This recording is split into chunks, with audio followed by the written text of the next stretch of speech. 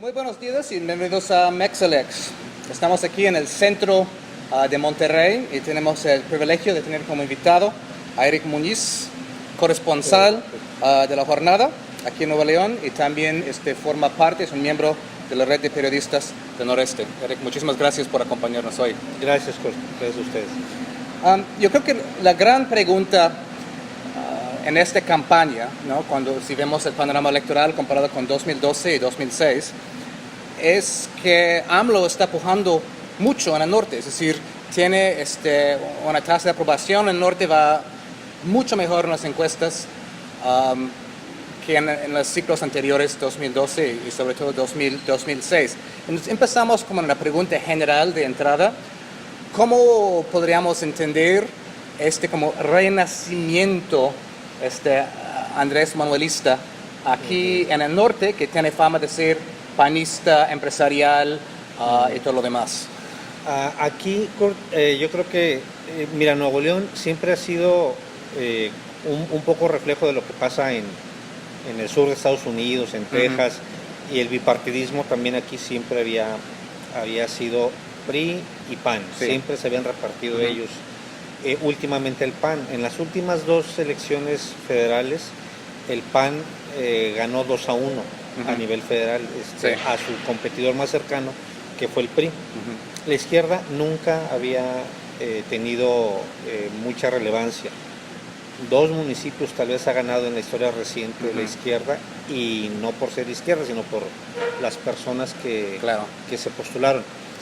Y por eso ahora las últimas encuestas que han surgido aquí a nivel estatal ponían a Morena, Andrés Manuel, a la cabeza, y ahora ya está casi empatado con Anaya, con el PAN. Pero este empate en realidad es un triunfo para López Obrador, porque aquí no había figurado. Entonces ese bipartidismo se está rompiendo mucho.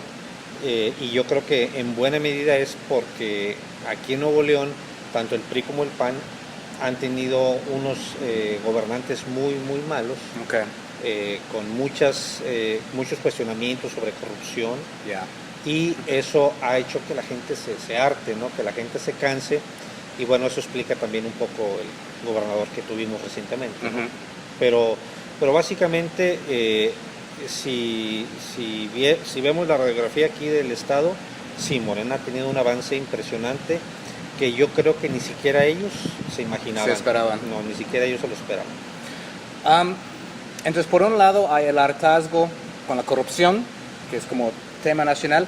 ¿Ha hecho Andrés Manuel algo diferente? Pues vemos, por ejemplo, su acercamiento con el sector empresarial, simbólicamente o simbolizado por el hecho de tener a Alfonso Romo ahí como su mano derecha. ¿Eso también influyó, o su mensaje se ha suavizado un poco, o su actitud se ha suavizado un poco? Mira, yo tuve oportunidad de entrevistar a Poncho Romo el año pasado, a mediados, y justo ese era un punto, cuando Andrés Manuel todavía no tenía ninguna presencia aquí fuerte. Era el punto. A ver, aquí los dueños del dinero se ponen muy nerviosos cuando les hablan de izquierda y Andrés Manuel. Y Poncho Romo es parte de ellos, es parte de esa élite empresarial. Entonces él decía, y él nos aseguró que el cambio iba a ser muy diferente, que el acercamiento ya se estaba dando, y que él era el puente con estos empresarios para tener una visión distinta de López Obrador. Entonces, sí, definitivamente él se acerca a través de Poncho Romo, se acerca mucho con ellos, tienen una comunicación de primera mano a través de Poncho Romo. Cualquier noticia, cualquier declaración de Andrés Manuel que los pone nerviosos, de inmediato van con Romo. Alfonso, ¿qué pasó? Y Alfonso dice, es así, no se crean de esto. Entonces, eso los ha hecho tener más apertura con él. Si te fijas, últimamente hizo una acusación contra empresarios que están supuestamente coaccionando el voto de sus empleados, y no hay ninguno de esta zona. O sea, a él le preocupan los de otras regiones. Entonces, Poncho Romo es básico en su equipo, porque es empresario. y luego sumó a Tatiana Cloutier, Sí. que los empresarios la mayoría son panistas. Tatiana viene de una tradición panista por Sí. su papá y por toda su familia. Entonces, con ella creo que cerró la pinza Ajá. para darle a los empresarios esa confianza de que va a ser un trabajo que les va a convenir a ellos o que les va a gustar a ellos. Claro que eso tiene su costo en el sentido de que, por ejemplo, el ala progresista de Morena, hemos hablado con las bases de Morena y me parece que las bases de Morena son mucho más a la izquierda. Ellos esperan, muchos, si no la expropiación de Pemex, algo más fuerte de lo que está haciendo AMLO. Esperan medidas más fuertes de lo que ahora Morena está prometiendo a nivel nacional. Por ejemplo, el ala ahí de Paco Ignacio Taibo, de Fernando Neroña. Es decir, uno entiende que un partido tiene que tener como, pues, un gran Matices, campo de capturación, ¿no? matices, pero parece que un partido que tiene a Poncho Romo a un lado y un Paco Ignacio a un lado va a ser muy difícil al momento de gobernar si ganan. De hecho, si te fijas, aliarse con el PES también Pues sí. es una extrema derecha, o sea, contra el aborto y situaciones así. Sí. Pero yo creo que estas elecciones hemos visto, digo, si vemos al PRD aliado con el PAN, No, sí, es una locura. ya es Ajá. kafkiano este asunto, ¿no? Sí. Realmente creo que se han flexibilizado mucho las ideologías y se han ido por el pragmatismo, ¿no? Sí. Entonces, en ese sentido, yo creo que definitivamente lo que haga Morena ha tenido aquí mucho más fuerza porque esa parte radical la están dejando como a un lado, ¿no? Están un poco más cargados hacia el centro, hacia cuestiones muy prácticas que es lo que está animando. Anticorrupción. Sí, los valores básicos, sí que el empleo, la anticorrupción, sí que es lo que pues todos están proponiendo, ¿no? Y en los que todos están de acuerdo y están dejando, si te fijas, los temas más álgidos lo están dejando así por un lado. Siguiendo con este tema del pragmatismo que menciona, usted publicó una nota recientemente en La Jornada hablando de una gran desbandada de panistas hacia Morena en el Congreso local aquí de Nuevo León. Aunque la nota también dice que pues esos diputados tienen conflictos con los jefes del partido aquí en el estado.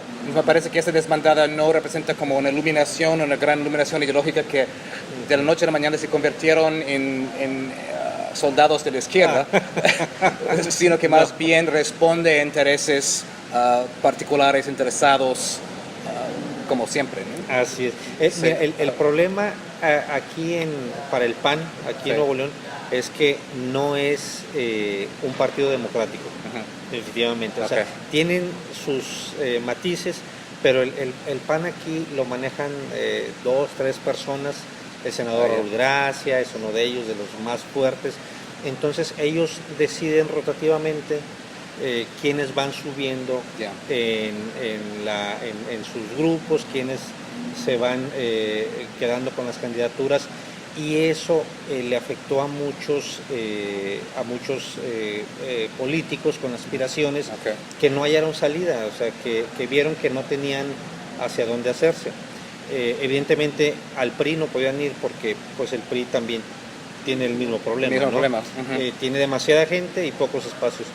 Y luego de repente surge Morena, viene con la fuerza de López Obrador, y Jade Kolpolensky, que es una mujer que tiene mucho colmillo, muchísimo colmillo político, empieza a operar desde hace 2 años, empieza a detectar a esas personas inquietas, que tienen capital político, lo cual significa pues, seguidores, lo cual significa gente, y empieza a atraerlos, empieza a convencerlos, y es donde empiezan a darse, pero fue una operación quirúrgica, porque fue de a poco, aquí se sabía, ya era así como que rumor de que van a renunciar varios, y nadie decía nada, hasta que llegaba la señora, pasó en Apodaca, en el municipio de Apodaca hace 3 meses, llegó ella. Y no se filtró nada de eso, es decir, muy hermético la cosa. O sea, nadie lo oficializaba.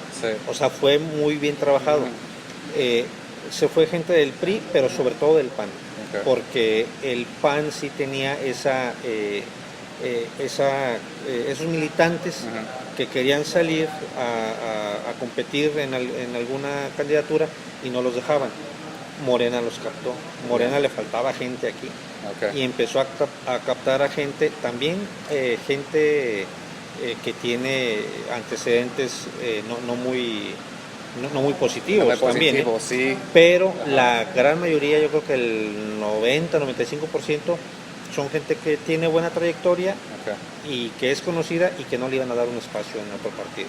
Un miedo con Morena, siendo un partido nuevo, es que no va a tener gente suficiente como para cubrir las casillas, sobre todo en el norte, para proteger el voto, para que no pase cosas como en elecciones anteriores. Eso sigue siendo un miedo fundado, ¿no? Sí. Simplemente Morena no tiene gente no. en todos los municipios aquí, ¿no? Sí, ese es un problema que están enfrentando. Ahorita lo que están haciendo es tratar de asociarse, aliarse con organismos civiles, defensores del voto, incluso con medios de comunicación, ¿no? Porque, bueno, algún fraude electoral siempre es noticia y a todos les interesa detectarlo, entonces es a lo que le están apostando, porque sí, definitivamente no tienen gente suficiente para cubrir las casillas. A veces, mira, ni el PAN las tiene. Ni el PAN las tiene, no. Y esto habla mucho. Sí, ¿no? el PRI es el único que ha tenido suficiente gente, pero ni el PAN lo tiene, entonces Morena menos. Menos. Bueno, ahora que estamos en el norte, en Monterrey, no podría faltar, ¿no? La pregunta acerca del Bronco, ¿no? Que parece que de Bronco tiene muy poco. Pero bueno, sí, cuando uno se autoapoda, ¿no? Sí. Rodríguez Calderón llega en el momento de hartazgo con el bipartidismo, como usted mencionó. Su victoria parecía vaticinar tal vez una apertura en este sistema de partidos, pero realmente, como bien sabemos, es una criatura de los partidos. Su financiamiento, su apoyo viene de ahí, desde la presidencia. Llegó de una manera muy truculenta a la boleta a través de firmas falsificadas. Ahora lo están acusando de usar a empleados del gobierno de estado en recolección de firmas, que es un delito. Incluso están hablando tal vez en retirarla de la candidatura. Cuando ya le dieron la candidatura, nos parece como una gran farsa hasta cierto punto. ¿Cómo podemos entender el fenómeno del Bronco? Y el Bronco habrá desvirtuado el sistema o esta idea de candidaturas independientes más allá de cualquier posibilidad de salvación. Yo creo que sí, yo creo que sí ha afectado mucho y bueno, mira, para entender el fenómeno del Bronco, porque ahorita sí a muchos nuevoleoneses nos dicen eso, ¿no? ¿Qué pasaba por su cabeza? ¿Por qué lo eligieron a él? Bueno, es que cuando lo elegimos, la situación era diferente y la información no la teníamos completa. Sí. El Bronco, después de muchos años de ser priista, renuncia al PRI, y él, cuando fue alcalde, sufrió 2 atentados fuertes de parte de los Zetas. Trataron de matarlo. Así empezó en el primer debate. Yo conozco la violencia. Exactamente. No. Mostró una bala y todo eso. Esa parte casi toda es cierta, casi, no toda, pero realmente Nuevo León estaba harto de la violencia. Entre 2010 y 2014, 13, se vivió demasiada violencia. Entonces, este hombre es un alcalde que tratan de matarlo 2 veces y la libra. Entonces, encarnó de alguna manera esa sensación de enojo, de hartazgo en cuanto a la violencia. Después se sale del PRI, renuncia para lanzarse como independiente. Entonces tenía hartos también del PRI y del PAN, porque después resulta que los funcionarios estatales y municipales también estaban aliados con los cárteles. Eso dio un caldo de cultivo que la gente lo tenía harta. Buscábamos una tercera opción, que no fuera PAN, que no fuera PRI, y llega este hombre. Ahora, no sabíamos todo el trasfondo de cómo había salido, ahora lo sabemos, y ahora te puedo contar que en el PRI hay un grupo comandado por Abel Guerra, el arquitecto Abel Guerra, que ha sido varias veces alcalde de Escobedo, es dirigente de la CTM, es un hombre con mucho poder político y con mucho colmillo en cuestiones electorales, ya un hombre con muchas tablas en la política. Entonces él buscaba poner a alguien de su grupo. Ujú. El grupo de Medina no quiere soltar ese poder de decir quién será el candidato. Entonces Abel lo que decide en el municipio de Escobedo, en su casa, estando Jaime Rodríguez ahí, estando su esposa Clara Luz, que es la actual alcaldesa, y eso lo sé de alguien que estuvo ahí y que me contó, eran pocas personas que están ahí, pero me lo cuenta. Y se le dice: Jaime, vas tú a ser candidato. Y dije: ¿pero cómo? Fuera del PRI, te vas a lanzar de independiente. Y empieza ahí a manejarse todo este asunto de lo independiente. Entonces, ni siquiera fue su idea. No, ni siquiera fue su idea, no. Ajá. Abel Guerra es el que tiene toda esa maquinación y lo lanzan como independiente. Y así fue como se vendió, aprovechando ese hartazgo de los partidos por la violencia, y vendiéndose como: yo voy a meter a la cárcel a Medina. En ese entonces Rodrigo Medina se le habían descubierto muchos escándalos, pero era el gobernador. Yeah. Entonces era difícil pensar, todavía no pasaba lo de Duarte en Veracruz, todavía no pasaba lo de Chihuahua, era muy difícil pensar que un gobernador le iba a alcanzar la justicia. Entonces eso también empezó a levantarlo al Bronco, y por eso tuvo un triunfo aplastante. Bastante. Y realmente, más que independiente, porque realmente es independiente, no tiene nada, más bien fue candidato sin partido. Y eso fue lo que aquí se llenó de medios internacionales cuando la elección y cuando ganó. Sí. En las encuestas empezó a subir y nadie lo preveía, y ganó. Pero esa fue la situación en la que él triunfa. Sí, okay. Y de ahí a su lanzamiento para presidencia, Ahí, ¿cómo se explica ese trecho?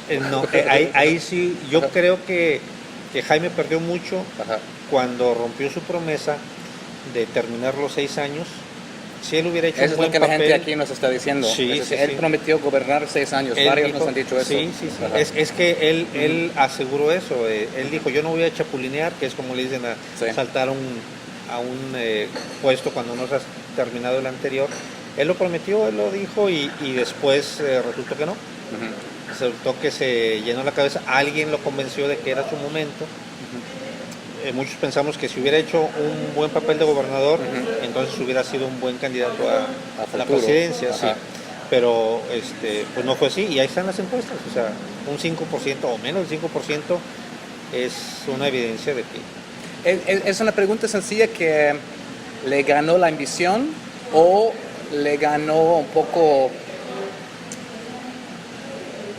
que ahora es como que es una pieza de ajedrez en el plan del PRI a nivel nacional para tener otro flanco para atacar a AMLO. Esa puede ser. Yo creo que la ambición no fue el problema. La ambición siempre la tiene. Sí. Los tiempos fueron los que le fallaron. Okay. Yo creo que los tiempos le fallaron porque debió esperarse 6 años. Y yo creo que sí, también, eso ya no me consta, pero yo sí creo que tiene mucha lógica que a nivel nacional alguien le haya dicho: aviéntate, tú puedes, va a haber apoyo, para empezar a restarle votos a la gente que está en contra del PRI o del PAN. También quisiera preguntar, pues somos de un medio independiente, ¿no? Como que el panorama de los medios en México está cambiando mucho, ¿no? En algún momento había el duopolio, Televisa, TV Azteca, unos cuantos periódicos, ¿no? Y básicamente eso era todo. Ahora que usted es corresponsal de La Jornada, pero también forma parte de esta red de periodistas del noreste, que está como empezando a formar una red en conjunto, es decir, estamos viendo otras configuraciones de medios en esta región, en todo el país. Si vemos, por ejemplo, el reportaje de la estafa maestra de Cedesol, Sedatu, esto fue un reportaje que salió de un portal de Animal Político y que fue premiado en España. Usted como que tiene un pie en un periódico establecido, aunque que surgió como un medio de insurgencia en su momento, y también que tiene un pie en este como nueva red ahí de periodistas. ¿Cómo ve el panorama de medios en México? Sí está evolucionando bastante, ¿no? Sí, totalmente. Yo creo que evidentemente Internet fue el que vino a hacer un parteaguas, tan así que los medios tradicionales, bueno, ya tienen que estar volteando a la agenda que marcan las redes sociales. Sí, ¿no? Ahora el gran competidor, dicen todos, es esto, el teléfono, porque ahí es donde la gente se informa, ahí es donde nos damos cuenta de todo lo que queremos saber, y en ese sentido los medios independientes o los periodistas independientes, de los cuales hay muchos en la red, tienen también esa gran ventaja. Sí. Y ya ellos pueden emitir una noticia, no importa si tú eres de Televisa y tienes a todo el apoyo de descarga detrás tuyo y yo soy independiente, ante un hecho yo tengo el mismo poder que tienes tú, porque la gente va a poder decidir si ve tu transmisión o ve la mía. Internet nos ha dado esa posibilidad, Facebook particularmente nos ha abierto esa posibilidad.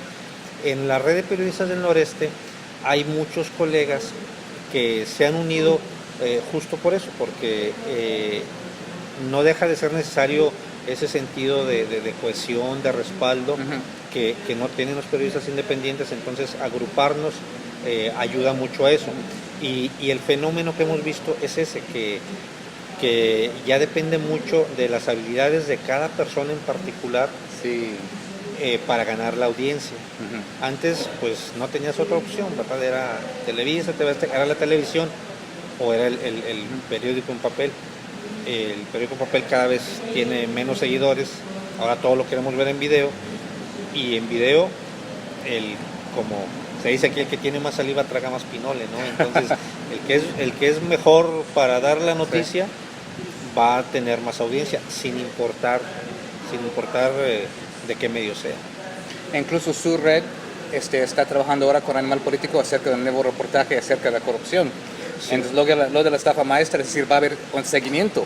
Sí. Debemos esperar un seguimiento acerca de eso, ¿no? Sí. Animal Político hizo un convenio con varios periódicos de la República, con la idea de hacer este ejercicio de grandes reportajes, ¿no? De reportajes más abiertos. Eso, bueno, se hace, yo como corresponsal de la jornada, también de repente tomamos unos temas y nos piden a todos trabajar una parte desde nuestra región.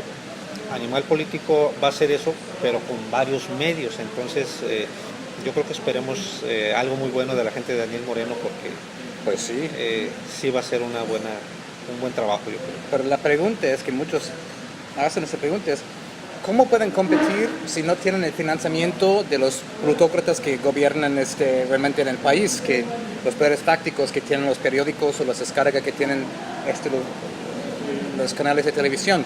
¿Cómo compiten? Porque hacer reportajes tipo estafa maestra requiere muchos recursos, muchos reporteros, mucho tiempo, y esto implica un gasto enorme. Sí. Ahí el asunto es, lo que yo he visto en particular, por ejemplo, con Animal Político, cuando nos platicaron de la estafa maestra, es recurrir al financiamiento de fundaciones, de organismos, la mayoría extranjeros. Hay otras redes de periodistas, como periodistas de a pie, que también tenemos mucho contacto con ellos, y es lo mismo, ellos dicen, el financiamiento está ahí afuera, nada más que sí hay que hacer algo que casi no nos gusta a los periodistas, y que es meternos al papeleo, hacer solicitudes, buscar. Entonces esa es la parte en la que puede uno apoyarse, y si tú te fijas, los periodistas o los trabajos que han sido premiados tienen ese común denominador. O sea, buscaron financiamiento y a través de ese financiamiento pudieron llevar a cabo sus investigaciones. Son los organismos internacionales que hasta cierto punto están ayudando a efectuar este cambio en el periodismo nacional, ¿no? Sí, mira. O posibilitando más bien. Sí. Aquí en la red de periodistas del noreste que surge hace 3 años por la cuestión de la violencia, ya llevamos 2 años que se hace una reunión y vienen periodistas de Tamaulipas, sobre todo, que allá la situación está complicadísima. Crítica. Entonces aquí los acogemos.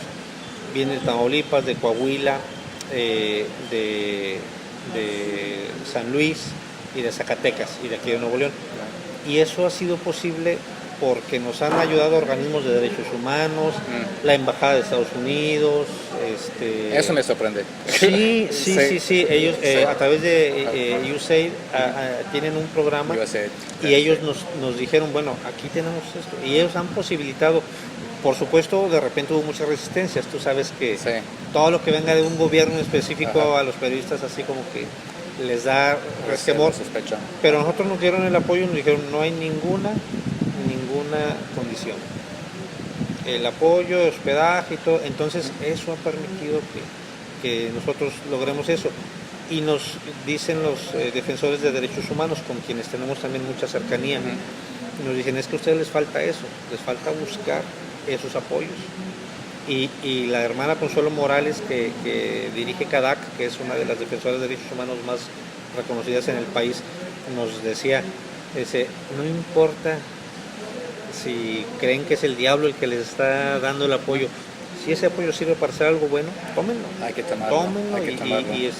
Y realmente en ese sentido sí estamos muy contentos porque nos ha permitido esos encuentros. Y así como te digo de este apoyo, hay muchos también para investigaciones en las que no hay ninguna restricción. Eso es. Lo único es que hay que hacer mucho papeleo, eso sí. Pero bueno. Última pregunta. Era con tanta violencia contra periodistas y contra candidatos en este año, el año anterior, en las campañas, esas redes también tienen una función de protección, porque sabemos que supuestamente es un organismo gubernamental que puede ofrecer protección a periodistas. Fabrizio Mejía fue a la Feria del Libro en Oaxaca y dijo que realmente no funciona eso desde el lado del gobierno federal. ¿Ustedes trabajan en conjunto para protegerse en esos tiempos tan difíciles para el periodismo? ¿Cómo funciona eso? Fíjate, en la cuestión de redes, de hecho tenemos ahorita, justo ayer teníamos esa discusión. Las redes surgieron primero como para tener interacción entre nosotros, saber qué estábamos haciendo, protegernos, al menos en saber decir, ¿saben qué? Voy a ir a Reynosa a hacer un reportaje 2 días y yo le aviso a mis compañeros para que por lo menos si me pasa algo, sepan dónde pasó, mínimamente. Después de eso pasamos a tener cierta, aquí en Nuevo León, cierta comunicación con las autoridades. Cuando había abusos contra algunos compañeros, ya hablábamos con el procurador y le decíamos, ¿qué pasó? ¿Alguna explicación? Vamos apenas en ese punto, pero yo creo que falta todavía mucho porque, por ejemplo, no hemos podido en ninguna parte del país, como redes de periodistas, sentarnos por decir con los candidatos y decirles, a ver, ¿cuál es la agenda de ustedes en cuanto a los medios de comunicación? Se acaba de aprobar esta ley Chayote, que le llamaron, que a ningún medio independiente le favorece, ¿no? Entonces nos falta tener todavía esa interacción, yo creo. Ahorita nada más hemos sido así como que reactivos, o sea, nos matan a un colega y vamos a protestar, pero mientras no pase nada, pues estamos muy pasivos, la verdad. Y tiene que ver, bueno, tú sabes que los medios tienen esa situación de ese celo, ese marcar líneas. Por eso ahí en ese sentido lo que te comentábamos, que Animal Político al hacer esas alianzas como que va rompiendo un poquito esas barreras, y eso es muy importante porque todavía hay medios, y lo digo abiertamente como Reforma, por ejemplo, que no les permiten formar parte de las redes a sus empleados, y esas son cosas que hay que quitarlas si queremos realmente tener una unión y una representatividad, porque sí, ahorita lo que decía Fabricio es verdad, o sea, no tenemos, o sea, no sirve, los mecanismos de protección de periodistas no sirven de mucho, todo lo buscan concentrar en la Ciudad de México, claro, lo cual es un error, porque Aquí la semana pasada un compañero de la red tuvo una amenaza y le dijeron los del sistema de protección, vente a la Ciudad de México, vente 2 meses con tu familia y aquí te tenemos y luego te regresas. Y él dijo, bueno, ¿y el trabajo? Trabajo ahí, sí. Ajá. ¿Qué hago? Ah, no, pues eso. Entonces decidió no irse. Y todos dijimos, está bien, o sea, quédate aquí te apoyamos en lo poco que podemos apoyarlo, porque tampoco podemos hacer mucho. Entonces sí falta bastante camino por recorrer, pero mira, ya es un paso por lo menos. Sí. Estar hablando de ese tema ya es por lo menos un paso. Sí. Eric, muchísimas gracias y mucha suerte. Cool. por el futuro. Al contrario, muchas gracias. Regresamos con Next Election.